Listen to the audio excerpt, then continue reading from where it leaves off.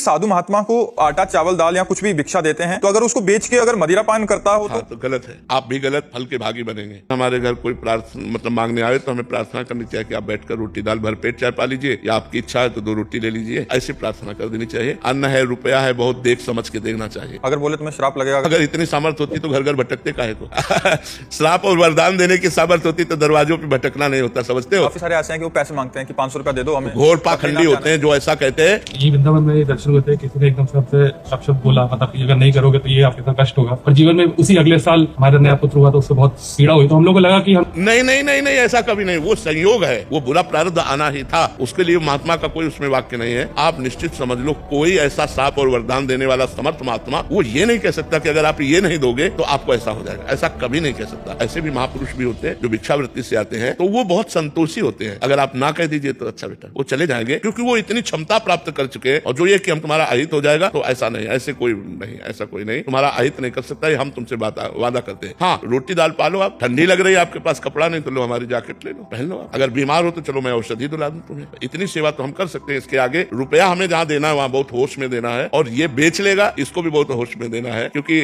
वो शराब पीता है, मांस खाता है, तो उसके भागीदार हम भी तो बनते हैं ना। इसलिए दान सुपात्र को देना चाहिए।